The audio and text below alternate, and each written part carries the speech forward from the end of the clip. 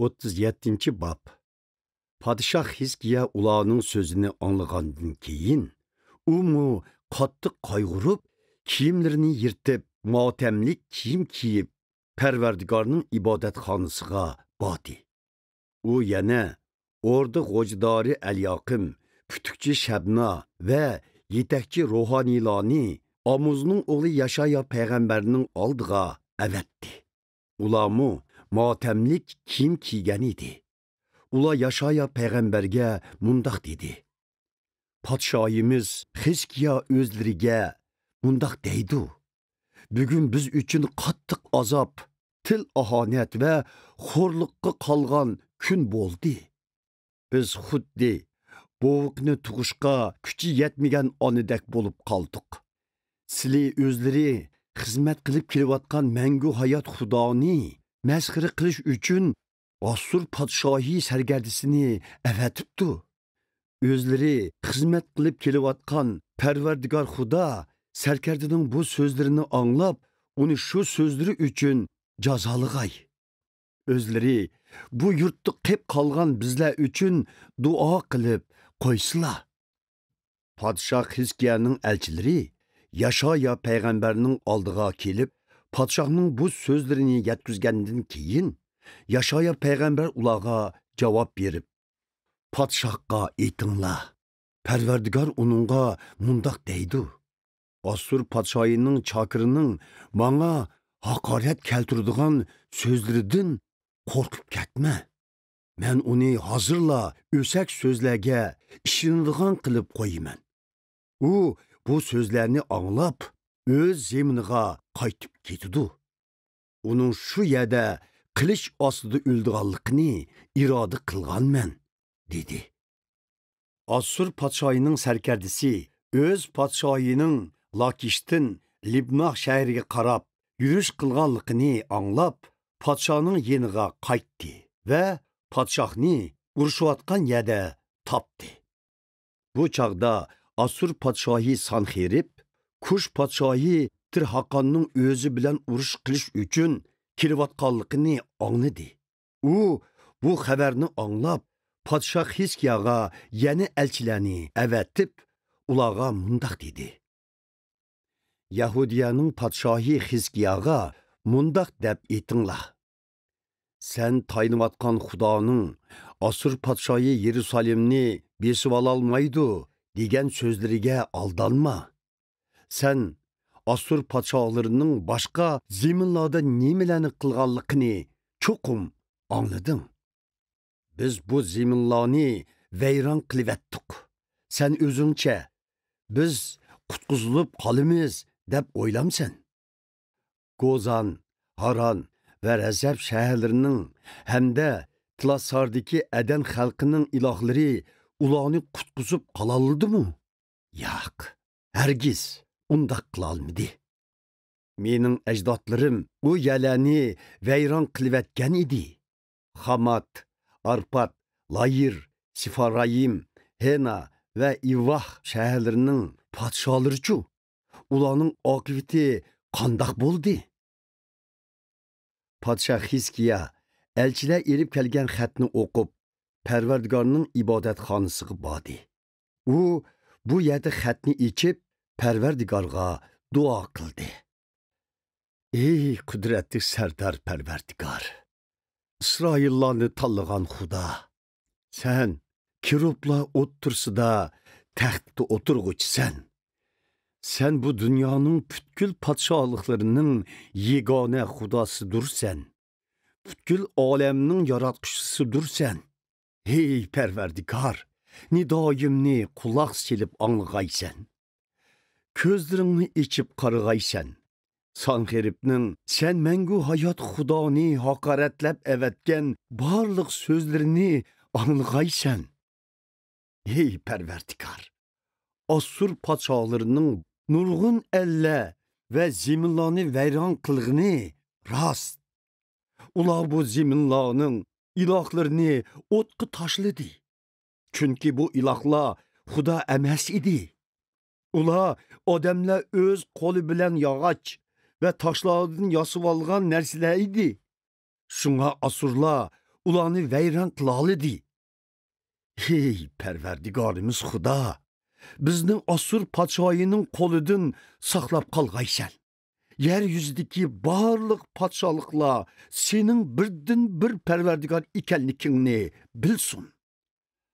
Amozning o'g'li Yashaya payg'ambar podshoh Hizkiyaga mundaq so'zlarni avatdi. Parvardigor, İsraillarni tanlagan Xudo mundaq deydi. Sen Asur podshoyi Sanxerib to'g'risida duo qilgan edim. Menki Parvardigor Sanxerib to'g'risida mundaq deyman. Ey Sanxerib, Siyondagi qizlar sendin nafratlanadi. Seni zonglik qiladi. Yerusalimdagi qizlar seni masxara qiladi. Kayningdan bosh chayqishidi. Ey Sanxerib, sen masxara qilgan kim? Sen haqorat qilgan kim? Sen varqirab tilgan kim? Sen hakovurlik qilib mansitmagan kim? U men. Yani İsraillarni tanlagan muqaddas Xudodur men. Sen elchilarni avatib, men Parvardigorni masxara qildim. Sen po etib, jang harvularim bilan igiz tog'larni, Livanning eng chetidagi tog' cho'qqalarini besib olganman. Shundaqla eng igiz kedirlarni, eng yaxshi qarag'ay daraxtlarini kesib tashlaganman. Eng yiroq, eng egiz tog'lar va eng buk baraqsan o'rmonliqlarga borganman. Quduqlarni kezib, sularini ichganman. Putlarim bilan Misrning barliq daryolarini kechib, sularini to'xtatganman dedim. Sen anglamaganmiding? Men Parvardigor bu ishlarni burunla qaror qilib bo'lganman. Burunla plan qilib bo'lganman. Mana hozir bu ishlarni amalga oshiryapman. Sening mustahkam shaharlarni xarobilikka aylantirishing mening planimdir. Shu sababdan bu shaharlarning fuqarolari ojizdir. Ular tushkunlashib nomusqa qoldi. Xuddi dalada o'sgan o't cho'plar, yangi o'sib chiqqan maychlar, o'g'zida o'sgan yova o'tlarning issiq shamolda qurib qolganidek bir ishdir. Sening nada turdiganligingni, qachon kelib, qachon ketadiganligingni, menga qanchalik ochiq g'azab qilganligingni bilaman. Sening bu g'azablaring va hakovurliging mening quliqimga yetdi. Men endi qarmiqimni burningdan, ig'izduruqimni og'zingdan o'tkizaman. Sen qandoq kelgan bo'lsang, seni shu yo'l bilan qaytirib aketaman. Yashaya payg'ambar podshoh Hizkiyaga yana mundaq dedi. Bu ishlarning cho'qim amalga oshadiganligini isbotlash uchun men buni oldin sana aytaman. Sen bu yil tuproqda o'zi o'sgan narsalarni yeysan. Kelar yili yana o'zi o'sib chiqqan narsalarni yeysan. Lekin 3-yili o'zing tergan ziroatdan olgan hosulni, o'stirgan üzümlarni yeysan. Yahudiyadan hayot qolgan bu oz bir qism odamlar keyin ko'payib, xuddi yiltizlari cho'nqur, mevalari ko'p daraxtga o'xshash ko'klaydi. Shundaq, bu oz bir qism odamlar ko'payib Yerusalimdan chiqadi. Ya'ni qutulib qolganlar Sion teg'idan tushidi. Qudratli Sardor Parvardigor buni jon dili bilan amalga oshirdi. Parvardigor Asur podshoyi to'g'risida mundaq dedi. Uning qo'shinlari Yerusalimga kirolmaydi, hatto bir tal yo o'qimu atalmaydi. Ular qalqonlarini ko'tarib, Yerusalim darvozasi yenigimu kelolmaydi yoki shahar sepiliga to'pi dövisi yo'labmu hujum qilolmaydi. Men Parvardigor shundoq deymanki, u qaysi yo'l bilan kelgan bo'lsa, shu yo'l bilan ketidi.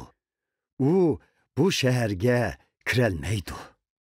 Men o'z shon sharifim va xizmatkorim Davud podshohga bergan va'dam uchun bu shaharni qo'g'dayman. Uni qutqizib qolaman. Ondan Parvardigorning farishtasi Asurlarning bargohiga tushib, 185 ming lashkarini qirib tashladi. Yahudiyaliklar etsi etganda o'rnidan turib, butun yani jasadlar qoplab ketganini ko'rdi. Shuning bilan Asur podshohi Sanxerib hayot qolgan qo'shinlarini elib o'z eliga qaytdi. U Ninavi shahriga berib, shu yerda turib qoldi.